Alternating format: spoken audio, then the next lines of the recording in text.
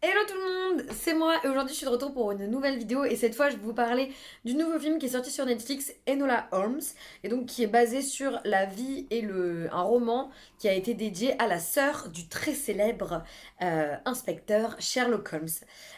Donc je vais vous donner un petit peu mon avis, vous dire si j'ai trouvé ça bien ou si j'ai pas trouvé ça bien et si je vous recommande d'aller le voir. Enola Holmes, c'est l'histoire de, comme son nom l'indique, Enola, qui est la petite sœur de Mycroft et Sherlock Holmes, et qui va du jour au lendemain voir sa mère disparaître et se mettre à sa recherche. Elle va faire appel à son frère, à ses frères, qu'elle n'a pas vu depuis vraiment longtemps, et en fait, ils vont absolument pas l'aider, et c'est elle qui va devoir partir à sa recherche. Vous vous doutez, il va y avoir plein d'aventures, il va lui arriver plein de choses entre temps. Alors, qu'est-ce que c'est les points positifs et les points négatifs? Alors, le premier point positif que j'ai trouvé, c'est déjà, c'est entraînant. On se laisse entraîner dans l'histoire, on passe un bon moment, c'est très divertissant.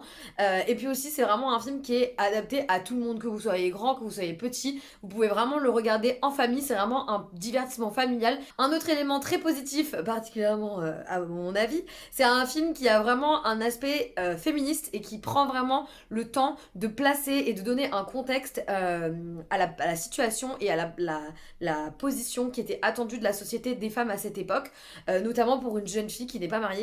Donc ça c'était vraiment très intéressant, notamment toute cette notion sur le couvent quand il faut éduquer les bonnes manières, toute cette notion-là était vraiment très intéressante et on voit vraiment à quel point le personnage d'Enola, ils ont fait un effort pour montrer à quel point elle rentre pas du tout dans les cases de cette époque et elle va justement sortir de ça et essayer de montrer qu'une femme peut faire tout autant qu'un homme à cette époque.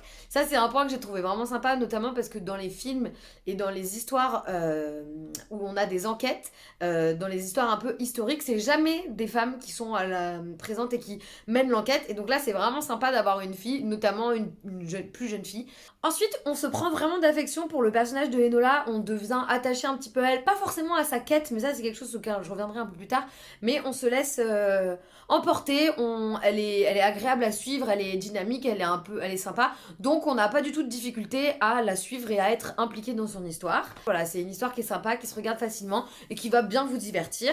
Maintenant, les côtés un peu plus négatifs du film, parce que évidemment, il y en a. Le premier point négatif, c'est que comme c'est une histoire familiale, c'est un peu plus simplifié et donc malheureusement, l'énigme n'est pas très difficile. Ce qui est dommage, c'est que quand c'est une femme, souvent, c'est moins difficile, les enjeux sont beaucoup moins élevés et ça, je trouve ça un petit peu dommage. Et là, l'énigme est facilement identifiable, on arrive facilement à trouver le résultat et des fois, on se demande un petit peu comment ils ont mis autant de temps pour réaliser que 2 plus 2 ça fait 4. Et aussi, on a vraiment l'impression qu'elle fait pas vraiment un travail d'enquête, elle a juste un petit peu de la chance et elle va tomber sur des informations. L'énigme est résolue vraiment un peu par hasard parce qu'elle a fait un choix, excusez-moi l'expression, mais complètement débile, qui a fait que elle a eu de la chance et ça s'est bien fini. Donc ça c'est un petit peu dommage, j'aurais apprécié voir un peu plus cette notion d'enquête, cette recherche auquel on est habitué quand on voit le nom Holmes sur une franchise.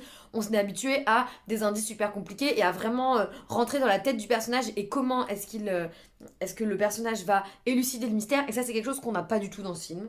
Deuxième point un peu négatif, le film est un petit peu long. Voilà, il dure bien 2 heures et demie, il me semble. Il y a pas mal d'éléments qui sont pas forcément très utiles et qui ralentissent l'histoire. Notamment, en fait, vous avez le personnage, ça c'est un point qui est sympa. Elle casse le quatrième mur, elle s'adresse à l'audience. C'est très sympa. Malheureusement, ça devient négatif quand elle le fait trop souvent et ça casse le rythme de l'histoire.